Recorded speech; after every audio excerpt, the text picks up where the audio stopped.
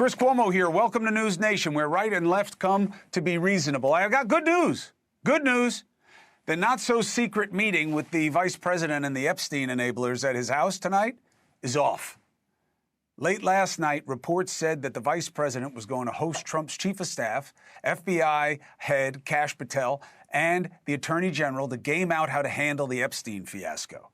Then, after the news leaked, Vance's spokesperson said that was fake news. Now we're learning that the meeting was, in fact, a thing and canceled. So they lied? I don't know, and I don't really care compared to the real takeaway. If they were meeting to figure out a spin strategy, which is my understanding, it is better they didn't meet. That's good news. And it gives them another chance to realize there is only one way out, and that is through, as in through releasing what they can. Now, here's my problem. I don't get why they haven't released anything since that February first phase dump. I don't get it. Now, some of you are going to say, duh, Trump is on the list. That's why they're protecting him. Look, I don't have any good reason to believe that, or that there is even a list or a file on Epstein's murder. I get why you suspect it, but we don't know that. And there's as much reason to not think it as there is to think it. But here's the part that I really can't figure out. You remember with the taxes back in the beginning when Trump fought it and fought it and fought it and then put out a gazillion pages on that table? Remember all that paper? We all had to hire tax experts to figure out what it was and what it wasn't. Why don't they do that now?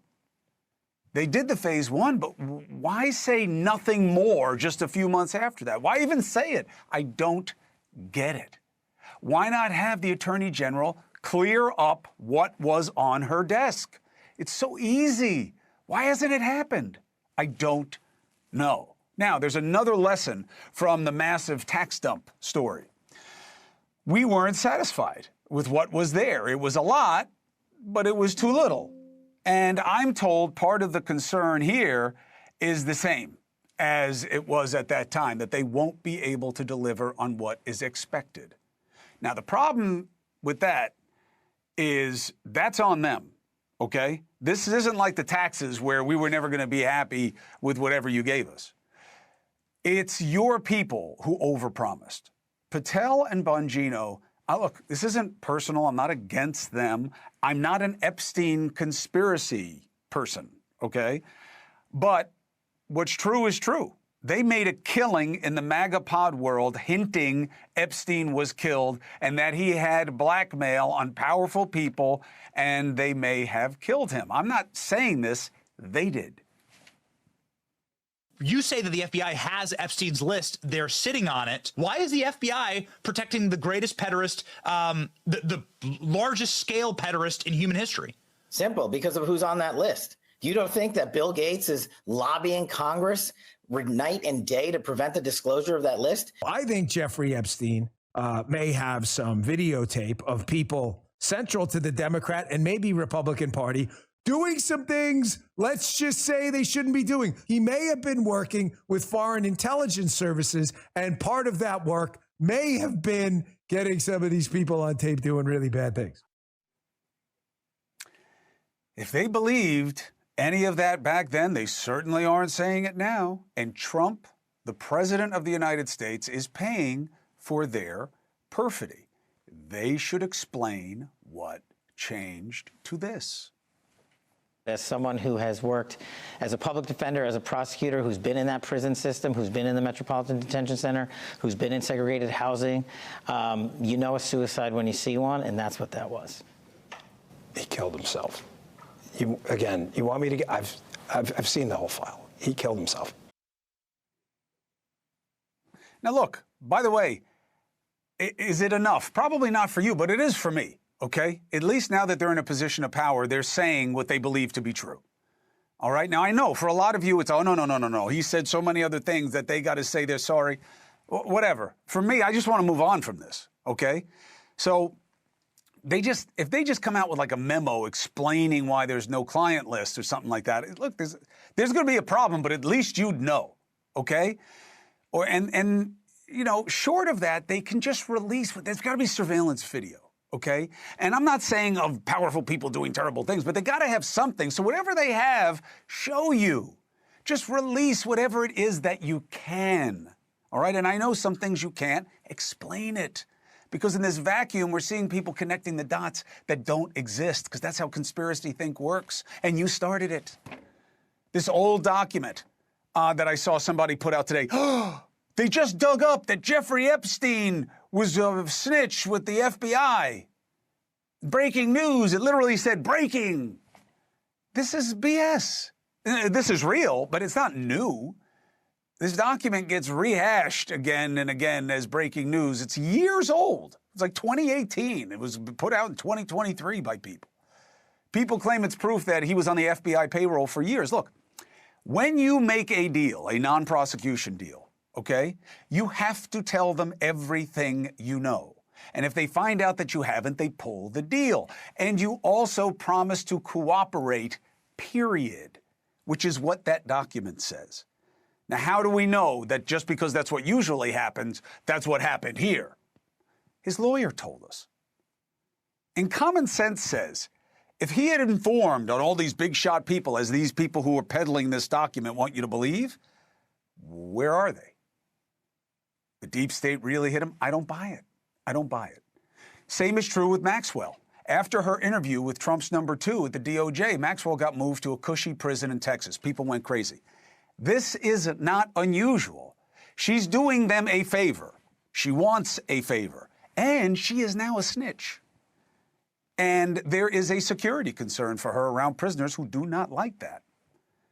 And this is often what is done in those cases. So is it true that pedophiles don't usually get put in nice prisons? Yeah, that's probably true. Certainly not early on anyway. But this is a deal. Is it unusual in a deal like this? No. So why make a big deal of it? This is what not releasing what you know does. Because now people are claiming that this is proof that Trump's going to pardon her. So she spills the beans on Democrats or doesn't spill them on him or whatever. I don't believe any of that. But if you don't release the transcript of her interview, you're asking for it. And you better explain while we're waiting at all. Like, why are we already waiting? Why? And here's another point for you on this.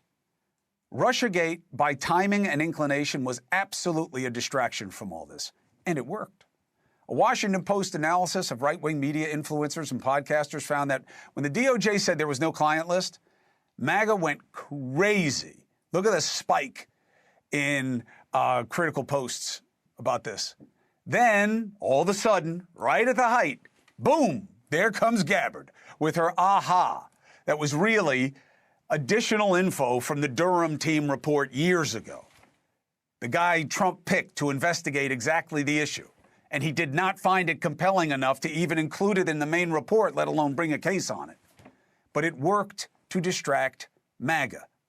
Those Epstein posts subsided, and anti-Obama posts shot up. Now, look, are there real questions about what the intelligence community did and didn't do in the Russia probe? Yeah, but that doesn't mean Epstein goes away. And the two involve a lot of the same people that were just subpoenaed by Comer. That's why I actually thought it was a Russiagate thing and it was an Epstein thing. And yet I argue Epstein, well, I don't believe the conspiracy thing and the mythology of it around the murder and the list. The issue behind it all actually matters way more than Russiagate to me. If intelligence guys tip the scales, it wouldn't be the first time, it won't be the last, okay? Does it matter? Yeah, it matters. Should they do better? Yeah. Should there be accountability? Yeah. But, you know, I'm not so optimistic about that. But it also doesn't matter to me as much as powerful people doing the only thing we all agree on in society as a major wrong. You abuse a child, you're a monster, okay? And what Epstein is supposedly about, okay, which is money and privilege and power, no. He was abusing kids and likely a trafficker with Maxwell's help. And that is exactly how it happens in a lot of places in America. Did you know that each year, more than 100,000 of our children are victims of sexual exploitation or trafficked, forced into prostitution, killed, sold. This is just what's reported, by the way. The actual number of children that are victims of sex trafficking in America, the experts and the people who counsel these kids say it's probably a lot higher. So this is a real problem. And if powerful people engaged and escaped, it matters more than anything else that we're supposedly trying to get to the bottom of. But that takes me back to why I just don't get it. I don't get, when Trump knows the stakes here, why is he playing into the perception that he has something to hide? I don't get it. And I don't know that he has something to hide. And yes, you can beat me up about that. And I may be wrong, but right now you can't prove it. And if you can't prove it, then how else do we explain it? They campaigned on transparency. Biden's inflation and transparency, right? Immigration, of course, but, I'm talking about thematically. And it's not happening. Not with Kennedy or MLK or UFOs or Epstein. There's no need to meet to make a plan. Just release what you can so we can move past this if there really is nothing. So to deal with this one, and what I believe is the actual major topic of discussion and the largest threat to the president, it's not Epstein and him being on some list. It's what the tariffs are doing to the economy as we head to the midterms. The big man, Bill O'Reilly, joins me right now. Thank you very much for making time for me. Help me with the easy one first. I don't get the Epstein delay because I don't believe this is a cover-up for the president. I don't believe it. Maybe I'm wrong, but I don't believe it. But if it's not that, then why don't they do what's so obvious, what you or I would tell them to do? Just put out whatever you have. Why not? Nobody knows. I don't know. And when I talked to President Trump eye to eye on March 17th, he had no problem putting out the Epstein information that Bondi had with the redactions. And that was it. It was maybe a 3-minute conversation that combined the Kennedy and Martin Luther King files and Epstein. But he wasn't tense. He wasn't any of that. So I don't know why they don't try to cap this thing, because the tariffs look to be working for Donald Trump, and you're not going to get any coverage on that as long as Epstein is in the air. I agree. However, I actually think it's working for Trump on the tariffs. I'm not with you on it, Bill. Do I believe that he had the right, and it may have been a right move to try to use him as a negotiating tactic? Absolutely. Get better deals for America. Great goal, even if you fail. Great goal. However, the way he did it put us into not only a trade war, but it put us into an economic negative cycle that we are now starting to see. You can point at the stock market, but you talk to the people who do this, and you and I both have them in our lives. It's about the Mag 7. It is a very narrow growth in that market. And it belies problems with employment, problems with small businesses, problems with pricing, and problems with inflation that are all starting to build because of the tariffs. I think they're a win because they didn't kick in. And now they're becoming less so, and I think it's a big problem, Bill. Trump and MAGA believe the tariffs will kick in and start to drive the economy forward with more money in the Treasury to pay down the national debt, and that these brick and mortar deals, Apple, will provide much higher paying jobs to people fairly quickly within a year and a half. But Americans are impatient people. And we're getting hosed on 3 fronts. And the folks are really suffering on 3 areas. Number 1, food. So the food companies don't want to bring the prices down. They want to keep the prices they artificially rose during the supply line problems under Biden. So everybody remember, that's when the thing just skyrocketed. Well, the food companies don't want to bring it down. It's not a matter of they couldn't. They could certainly bring it down. They don't want to. Yeah, they don't want to. Second is insurance costs. Right, they don't want to. Insurance costs are just punishing working Americans. And that should be investigated by the feds. Because if you can spend tens of billions, maybe hundreds of billions of dollars on advertising with Patrick Mahomes and some lizard and some liberty, and then you're gouging older people to get the drugs they need, something wrong with that. And there's got to be, I agree. And I would suggest to President Trump that he laser lock into that. And the third one is you've got food, you've got insurance, and then you've got meds, okay? And the meds, that's pharmaceutical. Trump is very interested in that. So I expect in the next couple of weeks, there will be a little onerous pressure put on the pharmaceutical companies to be reasonable, just reasonable. But well, look, I think that those two things you outlined. The border, Cuomo. Yes. A race to the border, why? Which is going to happen first? The midterms. Oh, I'm sorry. I thought you were talking about. I thought you were pivoting. I thought you were pivoting to immigration. It's whether. And I was going to say I agree. You know, look, Elizabeth was correct. The overriding motivation to vote in the midterm is going to be economic. It's not going to be some kind of foreign affairs. Even immigration's under control now. It's going to be how much people are paying for stuff that they need, essentials of life. So Donald Trump's going to pivot into that area. Yes, I agree. Well, areas, plural, okay? Look, this Russiagate stuff doesn't take anybody anywhere good.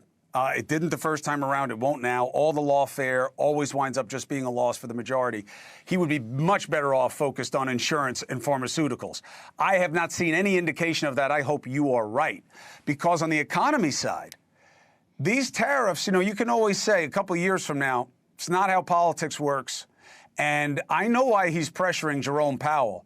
Powell did the right thing not raising rates because everybody knows that he's got to worry about employment and he's got to worry about monetary policy.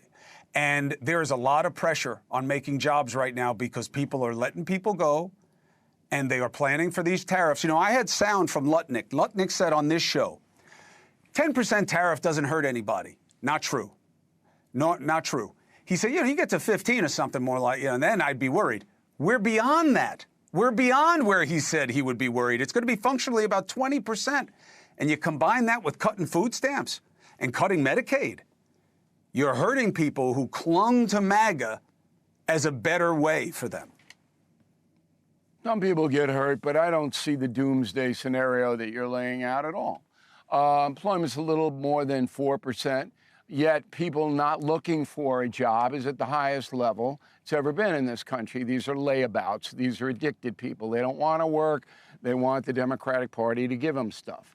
As far as remaking the economy, it's a brilliant strategy to bring back manufacturing to the United States and not rely so much on service jobs because the wages are higher in the manufacturing industry. The unions prosper. We can sell more cars abroad. All of that is good. So I'm not the doomsday scenario guy that you are on this one.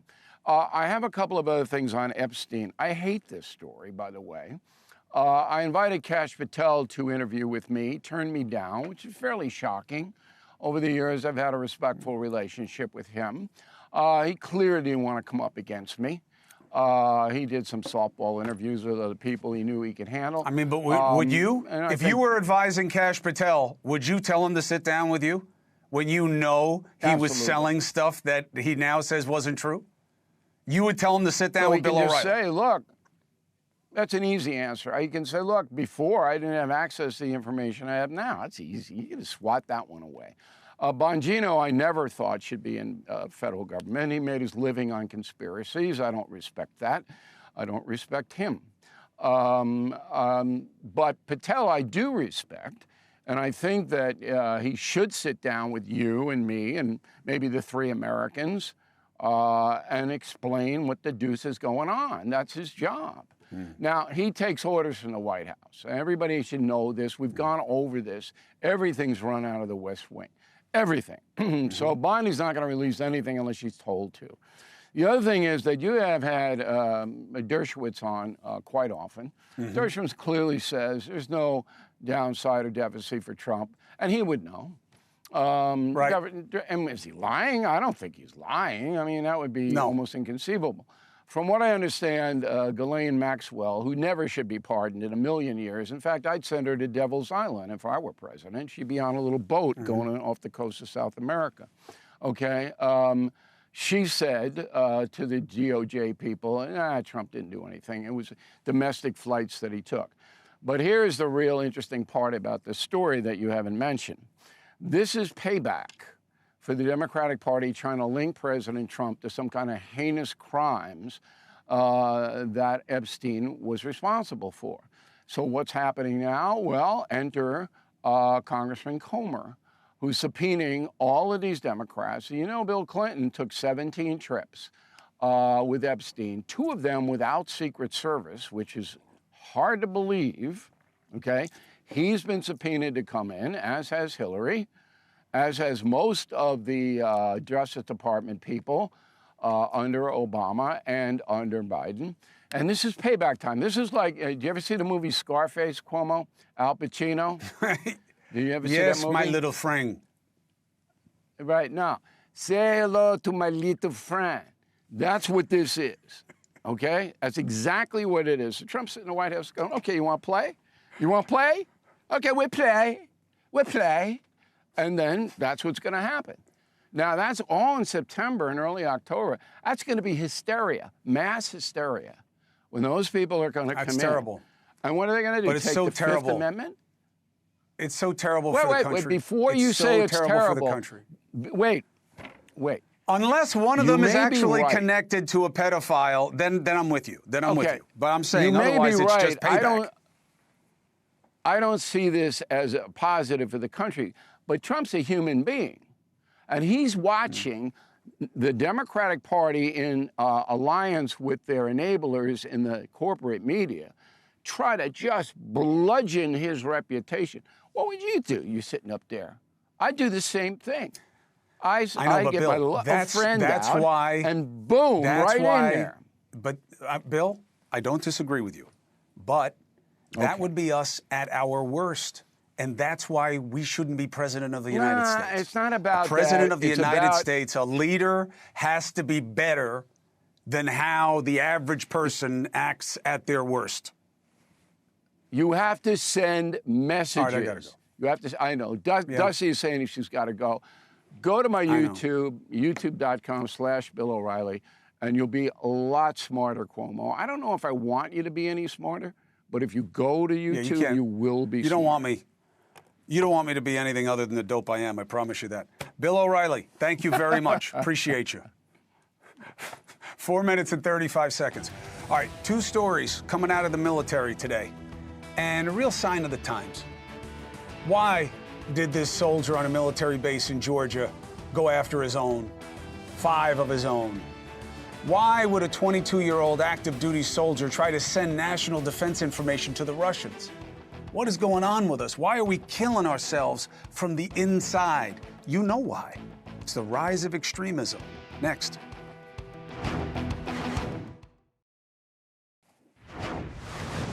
All right, sign of the times. 2 stories involving the military, both very distressing. And I believe more steps down the road of extremism, and it's all homegrown. An active duty sergeant on base in Georgia, Fort Stewart, turns on his own, shoots 5 fellow servicemen. They survive. Amazing. Then the other story, 22-year-old soldier, top secret security clearance, and he tries to feed national defense information to the Russians? I want to bring in retired FBI supervisory special agent James Gagliano, and he did his military training at Fort Stewart, by the way, and former CIA and FBI special agent Tracy Walder. Tracy, first, a little bit of a bank shot here. What is the chance that a kid, 22 years old, has the kind of clearance to have the kind of information that the Russians would want?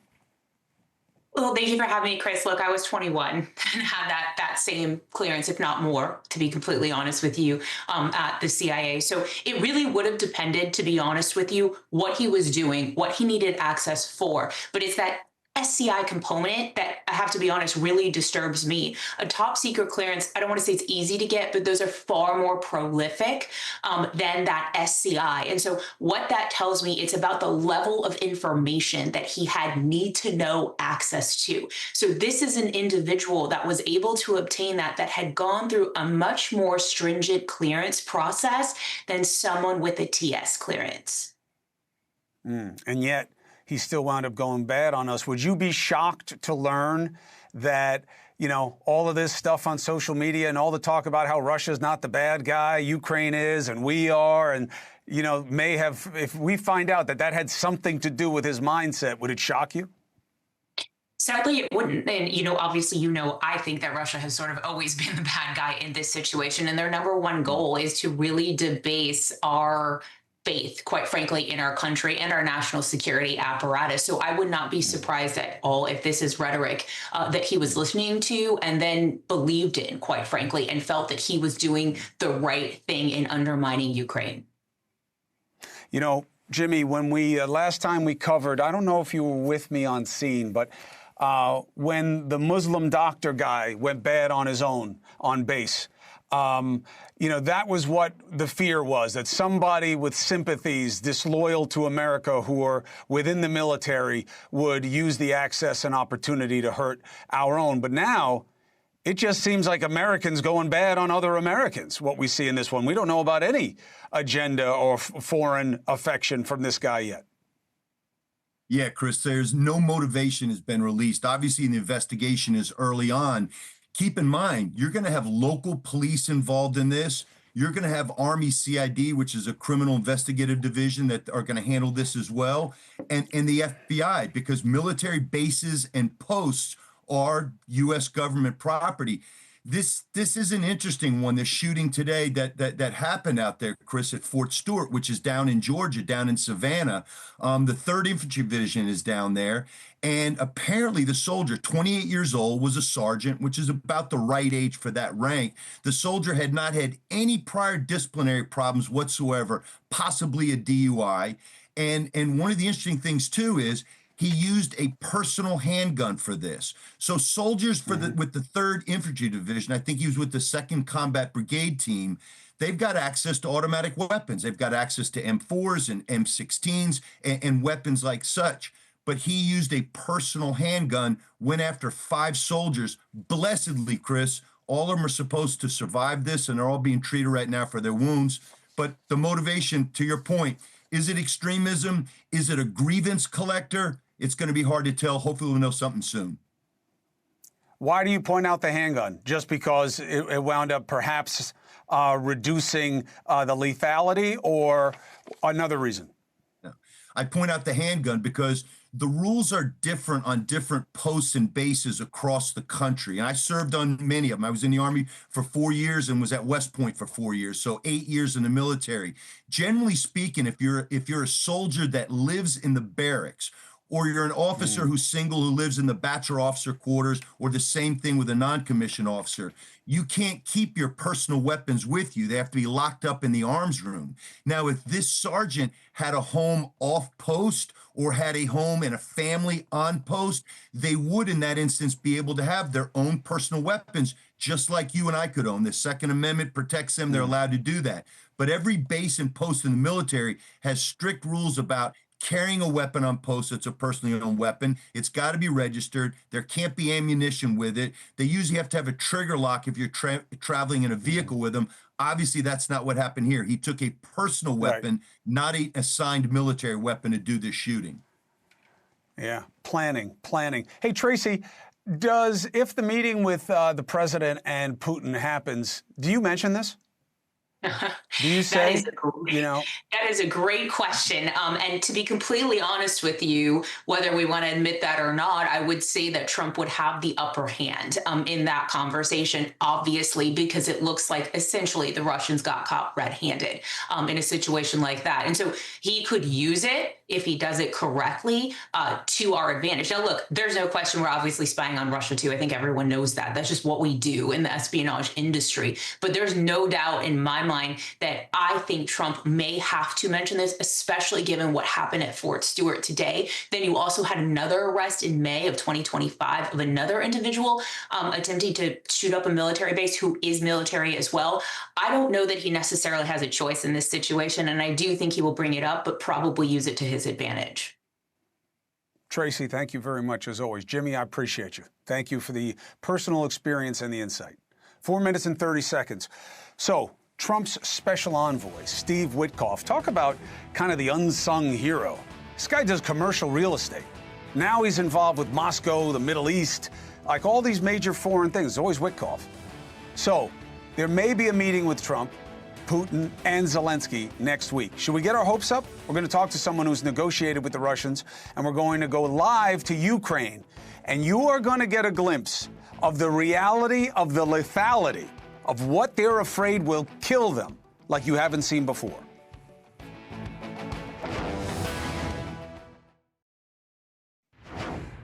I got a special report for you about the reality of what's happening in Ukraine and what it means for us back here at home. And we got a real rising star 1-2 punch for it. We got NewsNation correspondent Robert Sherman and White House correspondent Kellie Meyer, okay? Robert is in Ukraine, been on the front line. Kellie is going to do the bank shot and tell us how what he's learning there is playing out in D.C., where we are. So we'll start with Robert. Thank God you're safe. Tell people what you've seen and what they need to know. Yeah, Chris, I mean, what we're seeing here from the Ukrainian side is just that it feels as though that the door is more open for something to happen here in Ukraine. You even heard it from Ukrainian President Vladimir Zelensky today following these meetings that have taken place. There comes at an important time here. It's a tense moment in this war, made more bloody by the technological advancements that we are seeing on the ground here in Ukraine. It's not the sound of artillery that is keeping soldiers on the front lines up at night. It is the dull buzzing of drones here in Ukraine. They have flooded the front lines. They're cheap to make, just a couple $100 a piece, but loaded with explosives, they can do tens of millions of dollars worth of damage. It has totally changed the way that war is conducted. The Ukrainians showed us their workshops on the front lines, giving us an up-close look at how all this technology is rapidly advancing month by month. And we asked them point blank, is the United States ready for this new era of warfare? This is what they said. Take a listen. You're at the ground level of this new innovative warfare. Yeah. You're saying the United States is not prepared for the new era of warfare that's already here. Yeah, exactly. No, it's not prepared. And still doesn't see like that it can be a problem. Here's the big thing, Chris. The Ukrainians say for every technological advancement they've made, for every bit of pioneering they've done, in the last year, Russia has effectively closed the gap and left behind in the dust of the United States and NATO. Chris? Robert, thank you for going there with the team and bringing that home. Appreciate you. Kellie, so what's happening there, what is the play in D.C. in terms of the reality of their own insecurity? Yeah, and the Pentagon tells me they're seeing Ukraine use tech as a weapon. They're seeing it play out on the front lines, as Sherman was saying, and it's completely changing the game, not only keeping soldiers from having to go to the front lines, but using them as a deterrent to protect our homeland. And really, the U.S. is behind Russia and China on this. Here's what the Pentagon drone chief told me. Take a listen to this. Actually had something called a Predator drone in 2009 and 10. And that was about $25 million, and it could kind of stay in the air about a day. Today, we have these systems which are about $2 million, 1/10 the price, and they could stay in the air for about 9 days. I think 2/3 of the casualties in Ukraine and Russia have been due to drones, and that's a much different conflict than we've ever seen before, and I think it's a harbinger for what we expect in the world in future conflicts as well. So he sees this as going forward. This is going to be the name of the game with drones. So the U.S. is really trying to step this up here, Chris. We see them really trying to tap into the private sector. They want this to be made in America, the products, the production, the companies. And they're even having these companies with events across the country propose their own technology, and that then may be used on the front lines. So they're really trying to speed this up as much as they can to catch up with the likes of Russia and China. So the upside is you don't put people in the same kind of risk because you have the machines. The downside is the machines create a lot more risk for the humans that are there. Kellie, thank you very much. Robert, again, God bless you and the team. Stay safe. Thank you very much. I'll see you when you get home. All right, now I want to bring in former U.S. ambassador to NATO for the political side of this, Kurt Volker, in terms of negotiating and where we are. It's good to see you, sir. Thank you for joining us. Good to see you, Chris. Thanks. The baseline skepticism, why should it change? That Putin doesn't want peace, doesn't need peace, is in no rush for peace. You're absolutely right. And let's be clear about that. President Trump set a deadline, which is going to be this Friday. He sent Witkoff to tell Putin, okay, this is it. This is the deadline. We really want you to stop the war and have a ceasefire. Putin did not say yes. Putin said, oh, let's have a meeting. Let's get together. You know, I can meet with Zelensky, meet with Trump. And this is a delaying tactic. It is not agreeing to what Trump has asked for. And so what I really hope is that President Trump follows through on his own deadline and says, okay, we're now imposing these sanctions. And if you want to get them lifted, end the war, I'm happy to meet with you, happy to talk, happy to figure out the way we do that. But you've got to end the war. Now, is there a caveat for the normal SOP for Trump, the standard operating procedure of, I'm going to punch you right in the nose, Volker? I'm just kidding. I was going to punch you, but now I'm not. Is there a caveat for the president in dealing with Putin in terms of how he reads a bluff?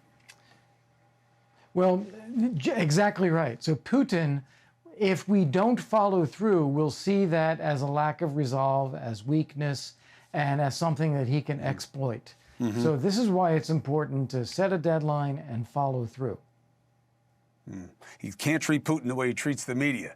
You got to be consistent. You got to go right through to the end of where you say you're going. Mr. Volker, thank you so much for your perspective as always. Okay? Thank you. 4 minutes and 15 seconds. Up next, AOC gave me a smack today because I tried to give her a smack first. And I'm going to tell you why I was wrong, but also, she ain't right.